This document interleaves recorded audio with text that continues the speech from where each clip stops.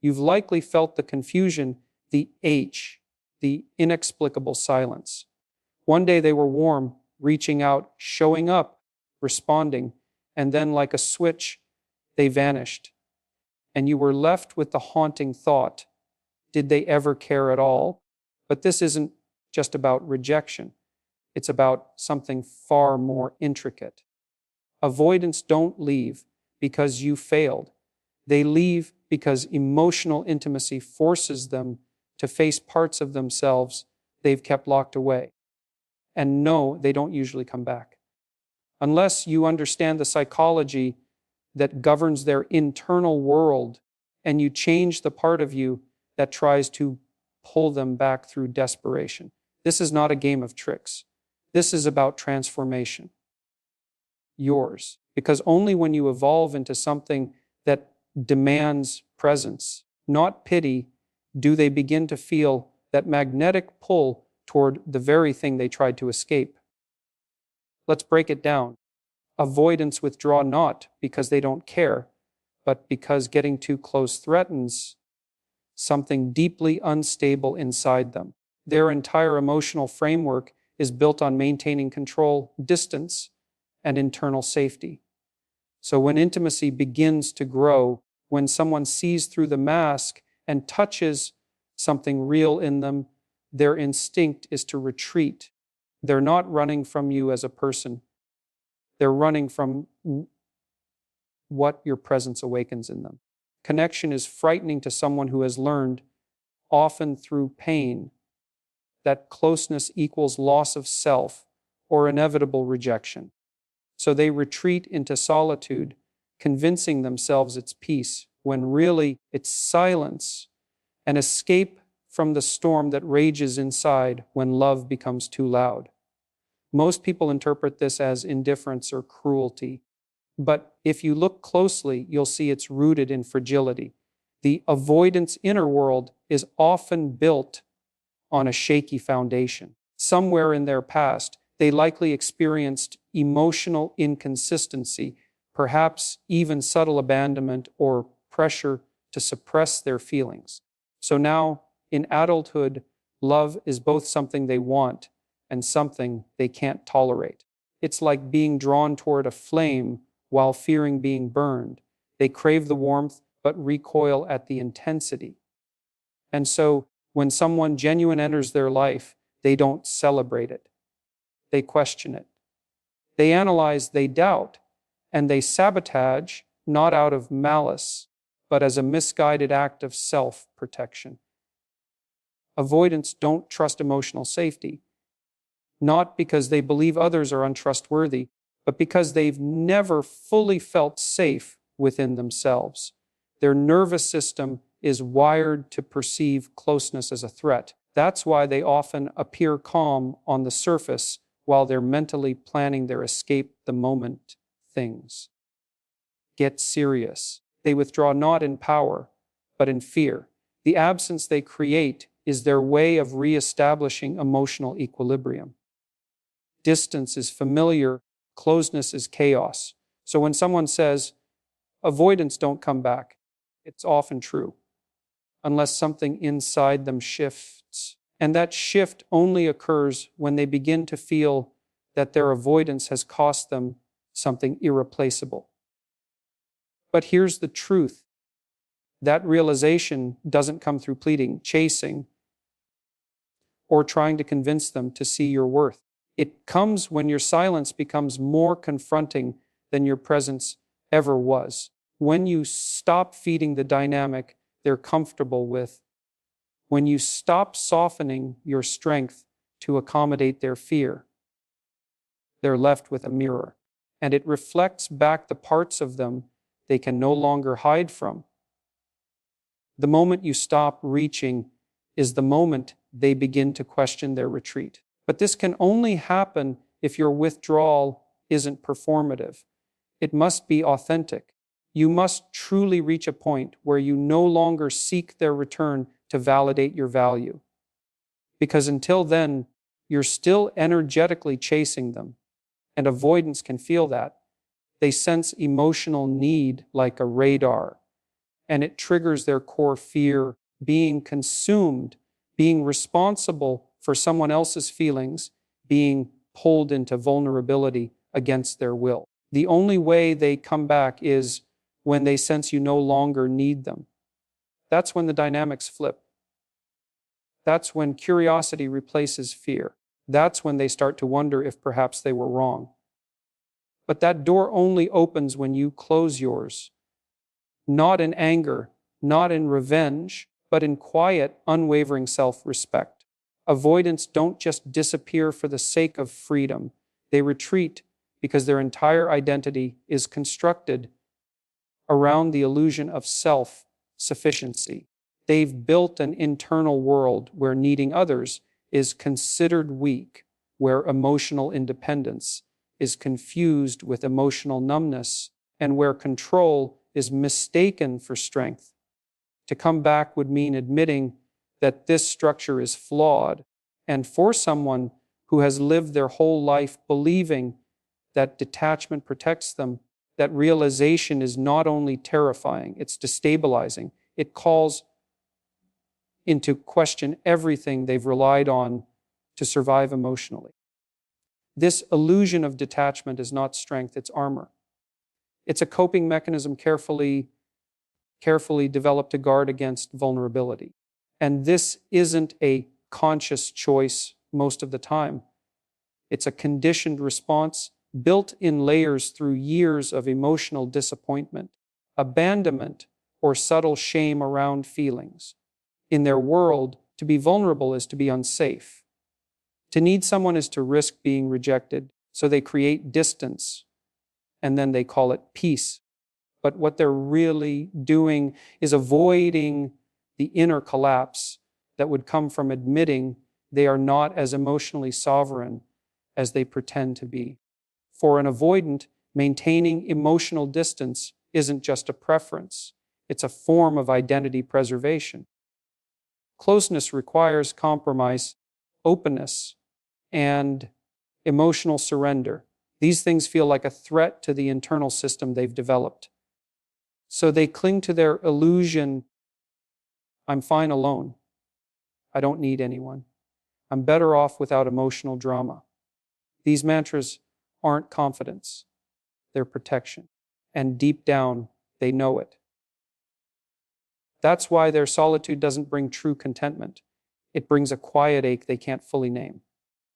But still, it feels safer than confronting the possibility that their entire defense system is built on fear, not power. Coming back to a relationship they left requires more than desire. It requires the willingness to dismantle this illusion.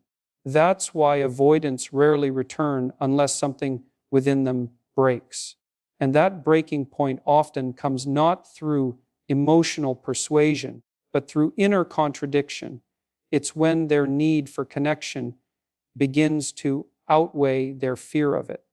But that tipping point won't be reached if they still believe that their old system works. As long as they believe that detachment equals peace, they won't return.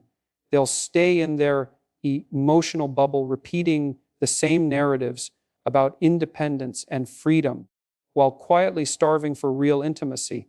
What shakes them is the realization that their detachment isn't protecting them. It's isolating them. This usually doesn't happen until something or someone forces them to face that truth. And ironically, it's often the absence of the one they pushed away that creates this realization.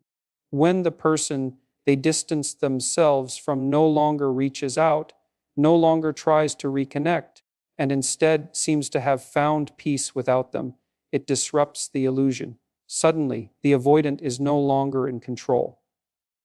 Suddenly, their narrative doesn't feel so solid. They feel loss, not just of a person, but of a part of themselves they didn't know they had. That's when the illusion begins to crack. But this is a slow and painful process. And most of the time, they resist it. They double down on their detachment.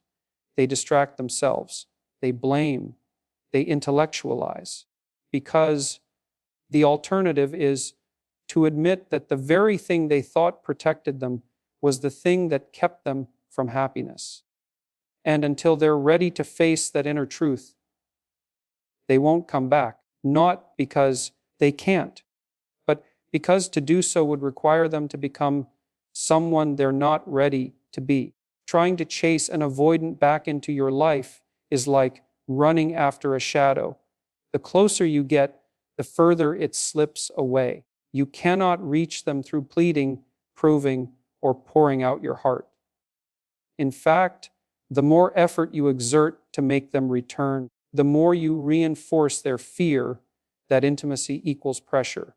The avoidant mind is calibrated to detect emotional need as a threat. So every time you try to fix the rupture, every message you send, every emotional explanation you offer, it doesn't soften them, it solidifies their decision to stay away. Because now you're not just someone they feel emotionally unsafe around, you're also someone who challenges the illusion that distance means safety. To reverse this dynamic, you must become the mirror they cannot look away from. That doesn't mean manipulating their emotions or trying to appear strong on the surface while secretly hoping they'll come back. It means stepping fully into your own emotional stability, into a version of yourself that no longer seeks external validation, especially not from the one who ran. When you stop chasing and start becoming, the dynamic changes. You are no longer the anxious pursuer trying to coax love out of avoidance. You become the grounded presence they lost. And that loss begins to haunt them. Not because you made them feel guilty, but because your absence now radiates the strength they couldn't tolerate up close. This is the paradox that draws avoidance back. When the very person they pushed away is no longer emotionally accessible, no longer seeking, no longer waiting. Suddenly, the avoidant feels a pull that bypasses their intellectual defenses. You are no longer predictable. You are no longer orbiting around them. You've broken the pattern. And this creates a type of psychological friction, an inner curiosity, confusion, and even longing. But it only happens when your detachment is real. You can't fake this. You must reach a place inside yourself where you genuinely no longer depend on their presence to feel whole. And ironically, that's when you become magnetic. Avoidants are drawn, often subconsciously, to people who mirror what they secretly crave, but cannot create: emotional regulation, calm independence, depth without desperation. When you become that, without needing them to witness it, you begin to take up space in their psyche in a new way, not as someone who wants them back, but as someone they realize they may have misjudged, someone they pushed away because they were not ready to receive love in its mature, grounded form.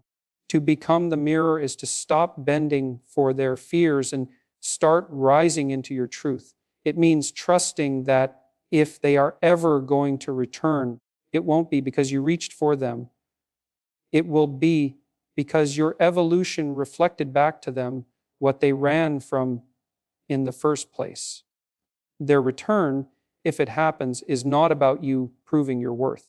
It's about you embodying it so deeply that they are forced to confront their own emotional poverty. And in that confrontation, they may choose to re-enter, but only because the silence you created now speaks louder than any words you could have said. Avoidants don't come back because they suddenly wake up one day and feel romantic. They come back because something inside them becomes disturbed, disrupted by an internal contradiction that no longer allows them to sit comfortably in their emotional distance. This inner conflict is not sparked by your love, your loyalty, or your efforts to reach out. It is sparked when your absence becomes more powerful than your presence ever was. When the comfort of being alone no longer outweighs the discomfort of being vulnerable, They are forced to face a reality they've tried to avoid, that their avoidance has consequences, and those consequences hurt more than intimacy ever did. This shift doesn't happen quickly. It takes time, space, and a total removal of the emotional safety net they were used to. You see, when you were available, checking in, offering reassurance, showing understanding, you were cushioning them. You were confirming their unconscious belief that they could disappear and still be emotionally fed.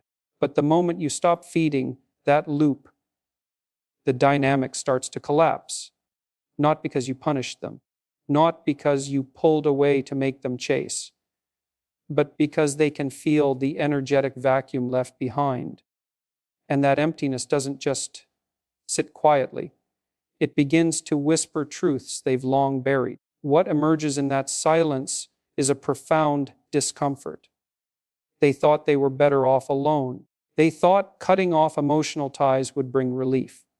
But as time passes and you remain still, something strange starts happening inside them. Memories resurface, not with the pressure of guilt, but with the ache of nostalgia.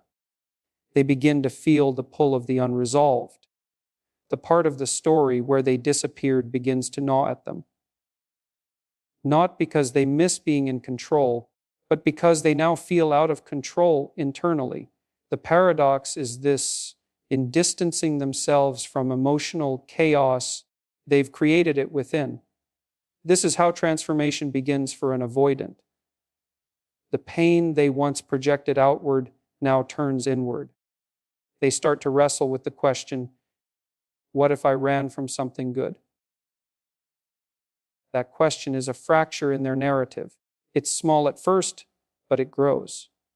And the more grounded and silent you remain, the more space you give for that fracture to widen. This is how they begin to spiral, not into despair, but into realization that they lost something not because it was too much, but because they were too afraid to hold it. But make no mistake, this is not about strategy. This isn't about doing nothing so they come back. It's about doing everything for yourself so that you no longer need them to. You see, the avoidant returns only when their inner world is no longer a safe refuge from their pain. And that happens when your growth, your peace, your silence becomes undeniable. You don't cause their collapse. You simply stop rescuing them from it. When your absence becomes a mirror they cannot look away from, their emotional system starts to glitch. And in that glitch, a crack opens. That crack is where the truth gets in. The truth that maybe, just maybe, they didn't leave to protect themselves. They left because they didn't know how to stay. And now, staying seems like the only way to heal what was never finished. Avoidants don't return because of romantic longing in the traditional sense. Their journey back is rarely about soft feelings or sudden emotional clarity. It's about an unresolved inner narrative, one they tried to bury when they walked away. Their departure doesn't close the chapter. It leaves the story open, unfinished, gnawing at the edges of their identity. They don't come back because they miss the relationship as it was. They come back because something about how it ended won't let them rest. The unresolved tension becomes a weight they carry, one that disrupts their illusion of detachment and stability. And that weight can become unbearable over time. What most people don't realize is that, for an avoidant, love isn't a linear experience. It's fragmented, conflicted, often unprocessed. When they leave, it's not because they didn't feel something. It's because what they felt was too complex to manage. And when those feelings are suppressed, they don't disappear, they fester. Their mind may try to rationalize the decision to leave, convincing themselves it was right, logical, necessary. But the emotional body doesn't comply so easily. It remembers what the mind tries to forget. And eventually, the echo of the connection begins to surface in